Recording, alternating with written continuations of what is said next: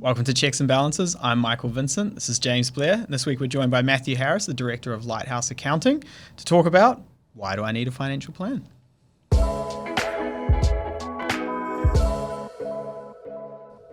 Okay, so at Lighthouse Wealth, the financial advice arm of Lighthouse, we help our clients do lots of things. We help them budget.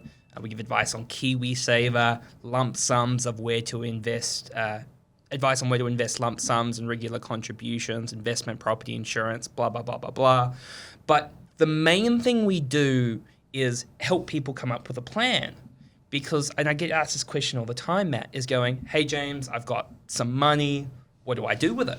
And the question is, well, it depends. Depends on what you want to do, where you want to go, what kind of time frame you have to invest, your risk profile. Because without a plan, you don't have anything. No, I agree, and I'm going to love this podcast because I'm just ready to drop every quote that I know that I have in my repertoire. And I'm going to start with a really good one. Do you want to be a wandering generality or a meaningful specific?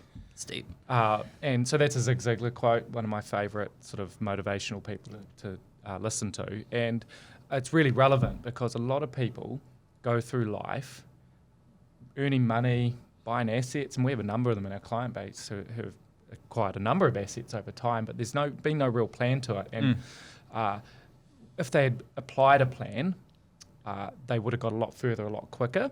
And nowadays, luckily, we have a wealth arm, and I see these guys coming now, and I'm like, hey, you need to speak to the wealth guys. They're going to put a plan in place and help you get further quicker. And that's the key outcome of a financial plan. Get to where they want to go quicker and have it really clear. Yeah. And sometimes people can think, well, a plan or a budget, which they can be two very separate things. A plan sometimes means, well, I'm missing out on the moment. If I have a plan, I don't get to do the fun stuff now.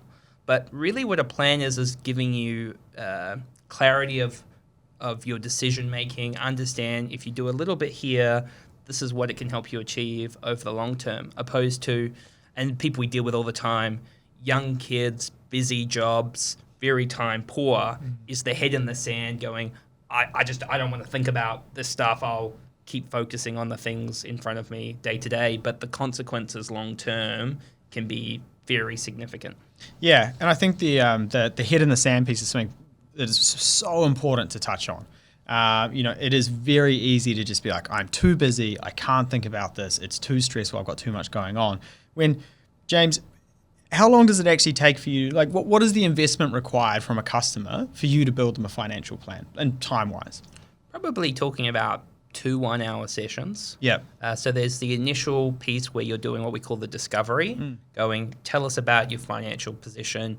Most people can rally that off quite quickly. The really tricky thing is going, well, where do you want to go? What is important to you? What are your values? What does your future look like? Yep. And they're very easy questions to ask, very difficult questions to answer. And in addition to that, when you've got a couple in front of you, they might have quite different answers. Yep. Because you don't sit around the table going, honey, Matthew, where do we want to be in 10 years? That's not what you want to do at the end of a hard day. And just to boil that down, that's 2 hours, right? That's 2 hours of your time to get someone to build a financial plan for you, which can have a dramatic impact on where you end up throughout the course of your life and moving into retirement as well. And I think, jump in here and say, well, what if I'm someone who doesn't plan very well or don't like planning? Well, think about your day-to-day life. Do you plan your holidays? Do you do your New Year's resolutions? Do you do a shopping list? Yeah. Some people wouldn't. Some people just turn up. I just turn up, and it's always a disaster. Yeah. Generally hungry. A very strange trolley at the end of it. Yeah. And the clarity of thought is probably the biggest thing. So you might have this ambition, I want to be financially free at, say, 50, for example. And we can have that discussion and go, all right, you want to be financially free at 50, these are the things you need to do. If you do these things, save this amount per year, invest here with this level of risk, and you might go, well, I don't want to do that because I want to enjoy myself now. And that's great because we're having a discussion. And you go, all right, if you retired at 55, This is what it looked like instead. Do you enjoy your job? Actually, I do. I'm not in any rush. I just don't want to feel tied to my job. Yep. And you can have that kind of quite robust discussion to give people clarity and go. And because usually at the end of the plan, I'm a simple guy with a simple plan. And I'll go, we're doing these 3 things consistently for a long period of time. It might be we're paying down our mortgage, we've made an active choice of our KiwiSaver, we're buying an investment property, we've got a will, the right insurance, all that kind of stuff. And we're going to consistently do those things over time. Yep. The other reason a plan's really good, it stops you from doing stupid stuff. I was going to describe that another way. But the amount of calls I get going, hey, James, want to buy some gold, want to invest in some crypto, when you've never done it before, there's no plan behind it. Let's not get in a rant. The looks shot across the table right then. Or I want to invest in I want to help my brother into a property or something like that. You can always just bring them back to the plan and go, all right, well, if you do those things, if it works out really well, this is the impact. If it works out bad, this is the impact. You make a decision because it's your life. You decide what's important to you and what you want to do. Yep. How is your crypto portfolio, James? It's going okay. For those, have I mentioned this before? You have, yeah. Okay, yeah. $200 a fortnight, a little bit of self-education. Definitely got to get a crypto specialist. I definitely do want to do a little series because we get asked a lot about it. Yeah, so I am joking. I was half joking with that question, but I think that is an important point that, so if we analyze that, James wanted to start investing in crypto to learn about it. So then he thinks, okay, here is my plan. How do I fit that goal or that want of investing in crypto into that plan? So, okay, something that's not going to impact me, but will give me what I want is I'll drip feed $200 on a regular basis in there, and here's the impact to the rest of my plan, right? And I think that's sort of a real life example of a way that you can build those wants into a plan instead of just going, I'm going to take 50 grand and dump it all into Dogecoin and see what happens. Yeah. So what is the first step for a financial plan? So, firstly, obviously I'd like everybody do it with a financial advisor, but appreciate that some will want to go on that DIY, that self-education journey. The first thing you've got to think about to have a plan is to write a goal. So I like to think about a primary goal. And the reason why a primary goal is really important is people have lots of goals. And sometimes those goals can be conflicting.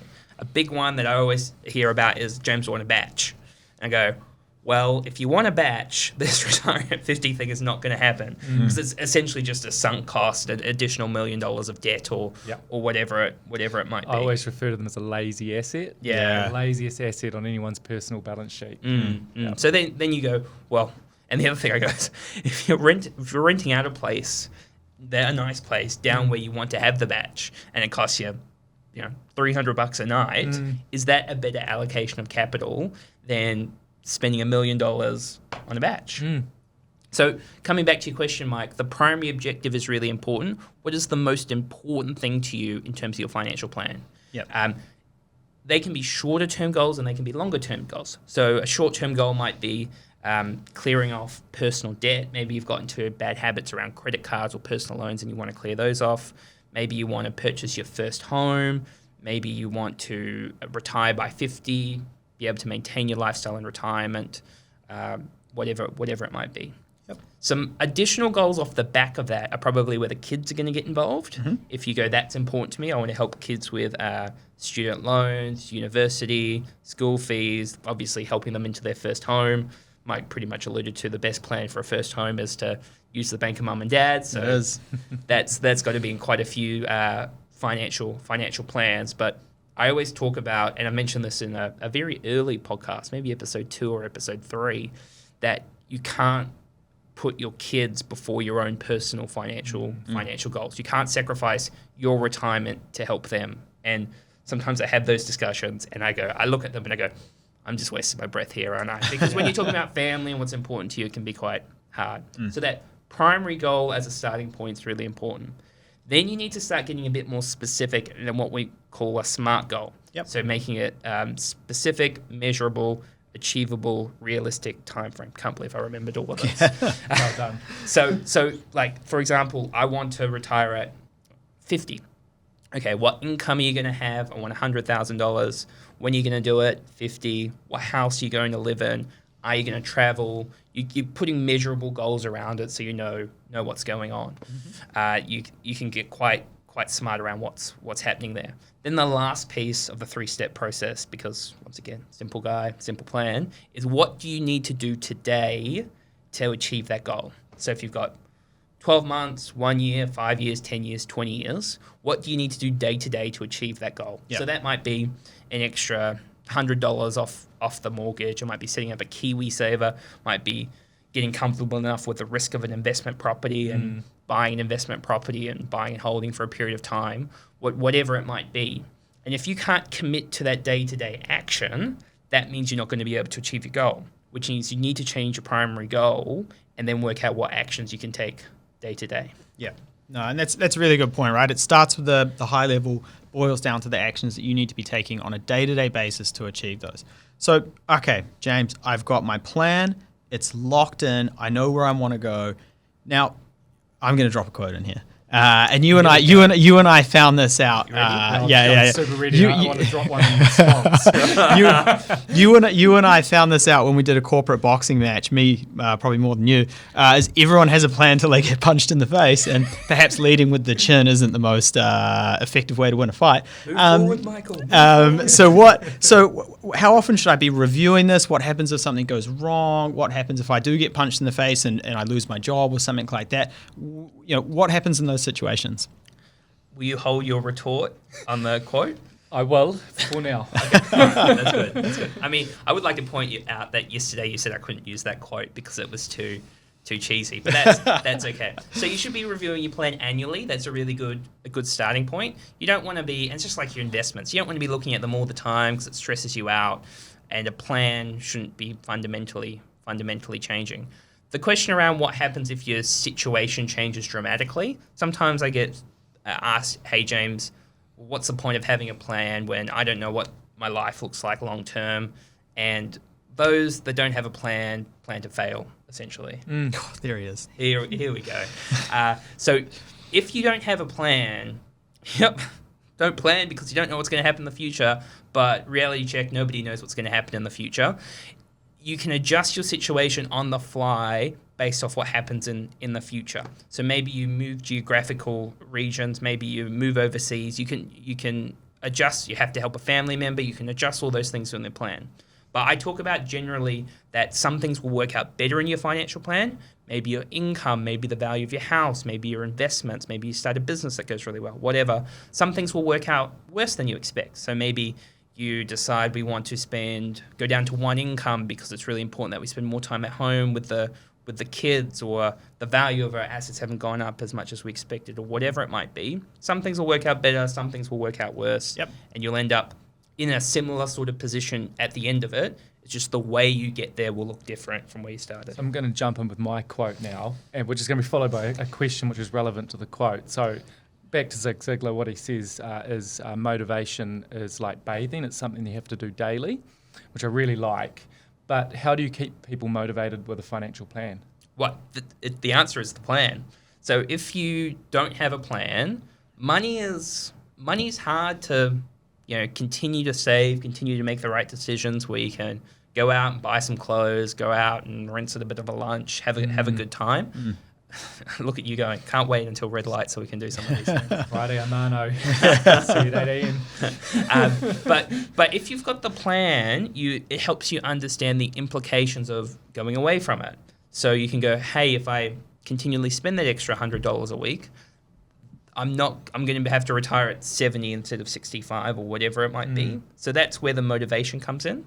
The other piece that works, Matt, is people turn around to me sometimes and go, oh crap, I'm going to see James in a month's time. If I don't get my stuff sorted, we're going to get in trouble.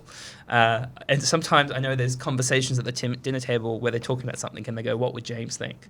And I think it's quite helpful in New Zealand. Sorry, did you just slot yourself into a religious quote there? What would Jesus do? What would James think? I mean, I promise this isn't a vanity project. I'm scared of James too, I think.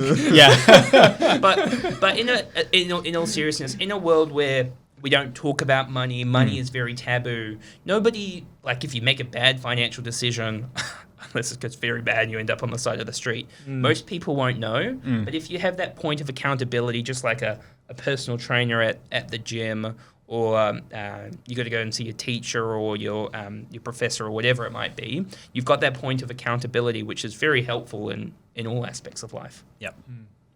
Great. Okay. So we're going to wrap it up there.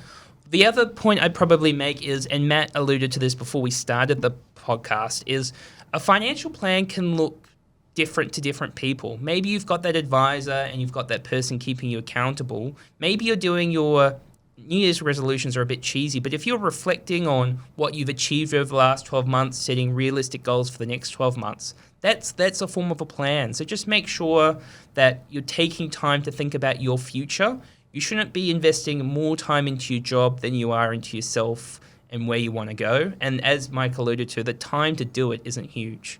So we'll see you next week. Please make sure to subscribe on YouTube, give us a review on Apple, and we'll catch you then. Cheers. Cheers.